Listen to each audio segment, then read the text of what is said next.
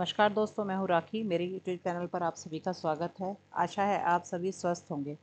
दोस्तों, आज मैं प्रैक्टिस सेट सीरीज जो चल रही है हमारी, उसका 4th सेट लेकर आई हूँ, जिसमें हम लर्निंग के कुछ और महत्वपूर्ण सवालों को करेंगे।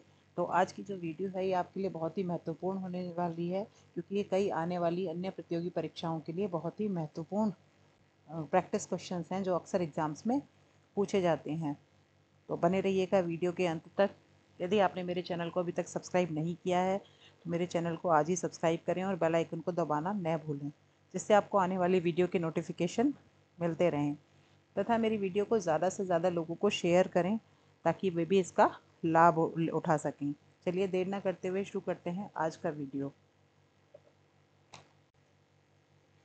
आज की वीडियो में हमारा जो पहला प्रश्न है वो है, which of the following laws principles of learning of Thorndike anticipated the classical conditioning paradigm of Pavlov.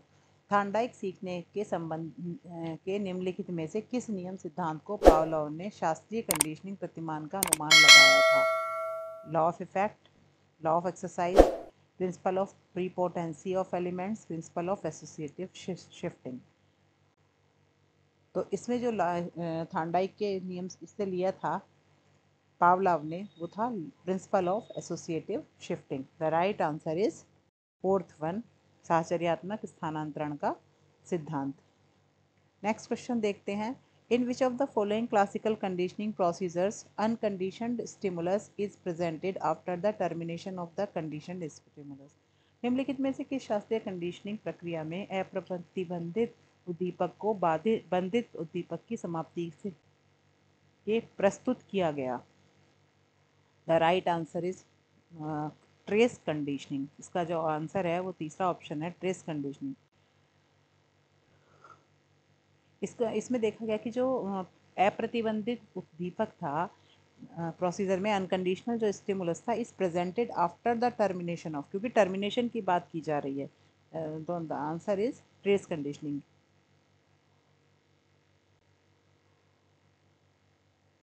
Next है, which of the following is Tolman's revision of his system represent the motivational principle of Freud. Freud के motivational principle को Tolman का कौन सा वाला system represent करता है?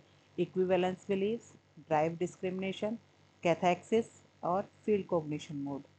इसका राइट आंसर है कैथेक्सिस, ऑप्शन नंबर 3। इसकी डिटेल्स आप मेरी प्रीवियस वीडियो में देख चुके हैं, मैं उसमें ये सब कुछ बता चुकी हूँ। The answer is cathexis. Which of the following is a subordinate law in Thorndike's system of learning? Thorndike system of learning में इनमें से कौन सा सबॉर्डिनेट लॉ है?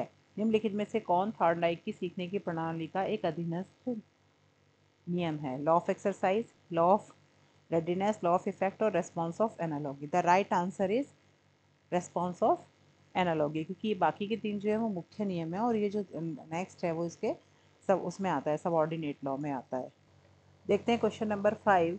Which of the following is designated as an independent variable in classical conditioning. Classical conditioning में independent variable इनमें से किसको नामित किया गया है? पहला ऑप्शन है choice of unconditioned and conditioned stimulus, दूसरा है स्ट्रेंथ ऑफ कंडीशनड रिस्पॉन्स, तीसरा है number of pairing as C S and U S, और फोर्थ है एम्पलीट्यूड और लेटेंसी ऑफ रिस्पॉन्स।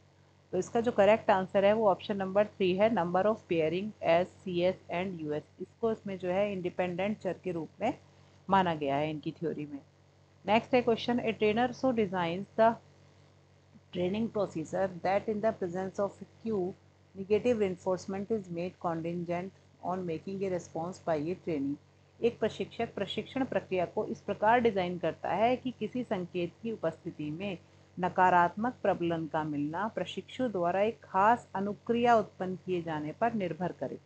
इस क्रिया प्रसूत अनुबंधन की पद्धति को नाम दिया जाता है escape training, punishment training, discriminated punishment training, active avoidance training.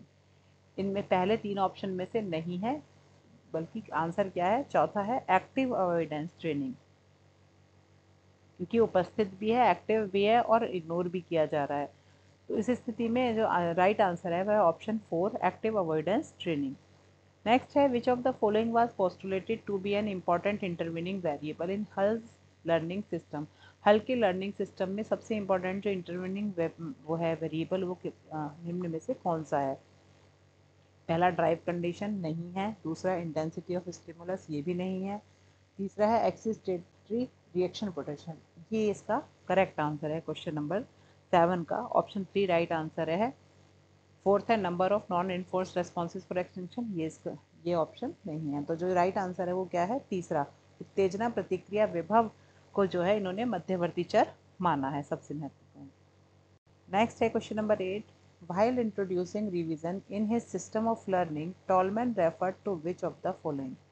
जब टॉलमैन ने अपनी अधिगम प्रणाली में संशोधन करते हुए जो अपनी चीज़ें थी वो रेफ़र की थी, वो क्या था? प्लेस लर्निंग को रेफ़र किया, या लर्निंग ऑफ रिवार्ड एक्सपेक्टेंसी को, लेटेंट लर्निंग को, या ड्राइव डिस्क्रिमिनेशन लर्निंग को। तो इन्होंने जो निर्दिष्ट किया था या रेफ़र किया था वो ड्राइव डिस्क्रिमिनेशन लर्निंग को रेफ़र किया था। तो option 4 is the right answer.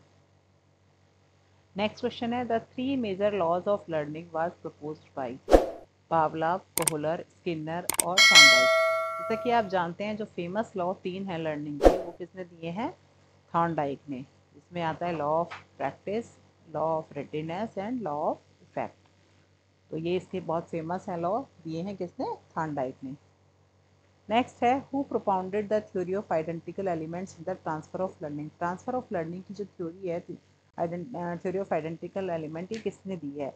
ये थ्योरी दी है थॉर्नडाइक ने अगेन, क्योंकि कोहलर ने इनसाइट थ्योरी दी है, स्पीयरमैन ने इंटेलिजेंस का दिया है कंसेप्ट, उनकी थ्योरी दी है, और जुड का नहीं है। तो राइट आंसर क्या है? थॉर्नडाइक। नेक्स्ट क्वेश्चन है, learning in which voluntary behaviour is strengthened और weakened by consequences is known as. ऐसी लर्निंग जिसमें जो अधिगम में परिणामों के फलस्वरूप यानी सीखने के दौरान स्वैच्छिक व्यवहार सबल और निर्बल होता है, या तो स्ट्रांग हो जाता है या कमज़ोर हो जाता है, ऐसी लर्निंग कौन सी है? ऑपरेंट कंडीशनिंग, क्योंकि वहाँ इन्फोर्समेंट की बात की गई है, पॉजिटिव या निगेटिव किसी भी प्रकार का, जिससे लर्निंग या तो सबल होती है निर्बल होती है। तो इसका जो आंसर है वो क्या है? Option 2 operant conditioning. Next question है, trial and error theory of learning was proposed by. Trial और एरर थ्योरी जो है वो लर्निंग की किसने दी है? प्रयास में त्रुटि का सिद्धांत, पावलाव ने, कोहलर ने, स्किनर ने, या थॉर्नडाइक ने? Again the answer is Thorndike, क्योंकि पावलाव ने जो दिया है वो शास्त्रीय अनुबंधन सिद्धांत दिया है, कोहलर ने जो है वो इनसाइट थ्योरी दी है, अंतर्दृष्टि सिद्धांत, स्किनर ने क्रिया प्रसूत सिद्धांत दिया है, और थॉर्नडाइक की है प्रयास एवं त्रुटि सिद्धांत। तो राइट आंसर है ऑप्शन 4। नेक्स्ट क्वेश्चन है, कोहलर डेवलप, कोहलर ने कौन सी थ्योरी दी है? Conditioning theory, SR bond theory, insight theory, या फील्ड थ्योरी? तो अभी जैसे हमने बात की, कई बार रिपीट भी हो चुका है, जो कोहलर का थ्योरी है वो कौन सी है? अंतर्दृष्टि सिद्धांत, इनसाइट थ्योरी। तो option 3 is the right answer. Next है, Thorndike learning theory is also known as. Thorndike की जो लर्निंग थ्योरी है वो वैसे तो उसे ट्रायल एंड एरर थ्योरी कहते हैं, लेकिन इसका एक दूसरा नाम भी है, वो निम्न में से कौन सा है? सोशलिज्म है, कॉग्निटिविज्म है, एसोसिएशनिज्म है, या कनेक्शनिज्म है? जो इसमें से जो नाम है थॉर्नडाइक लर्निंग थ्योरी का वो है कनेक्शनिज्म, संबंधवाद का सिद्धांत। तो इसका जो आंसर है वो है ऑप्शन 4 कनेक्शनिज्म। इधर हिंदी की टाइपिंग में कुछ एरर रह गया है। इसके बाद next question, who gave the field theory of learning. जो अधिगम का क्षेत्रीय सिद्धांत है वो किसने दिया है? हल ने, पावलाव ने, कोहलर ने, कर्टलेविन ने? अभी हम लर्निंग के ही क्वेश्चंस कर रहे हैं तो हम लगातार देख रहे हैं। हल ने रीइंफोर्समेंट थ्योरी दी है, ड्राइव रिडक्शन थ्योरी, और पावलाव ने जो दी है वो क्लासिकल कंडीशनिंग दी है, कोहलर ने इनसाइट दी है। तो बचा कौन? कर्टलेविन, जो अभी तक नहीं आया था। कर्टलेविन ने दिया है क्षेत्रीय सिद्धांत, अधिगम का क्षेत्रीय सिद्धांत कर्टलेविन द्वारा दिया गया है। तो आज हमने 15 क्वेश्चंस किए जो कि लर्निंग से रिलेटेड थे, और ये सारे ही प्रश्न ऐसे हैं जो प्रीवियस ईयर पेपर्स में आए हुए हैं, चाहे वो पीजीटी में रहा हो, या आपका यूजीसी नेट में रहा हो, या यूपी टेट सी टेट में रहा हो, कहीं ना कहीं इनमें से क्वेश्चंस लगे हुए हैं। तो मैं उम्मीद करती हूँ कि आपके ये क्वेश्चंस क्लियर हो गए होंगे। मिलते हैं नेक्स्ट वीडियो में अगले कलेक्शन के साथ। यदि आपको मेरा वीडियो पसंद आया हो तो मेरे वीडियो को लाइक करें और ज़्यादा से ज़्यादा लोगों में शेयर करें, जिससे वो भी इसका लाभ उठा सकें। Thanks for watching.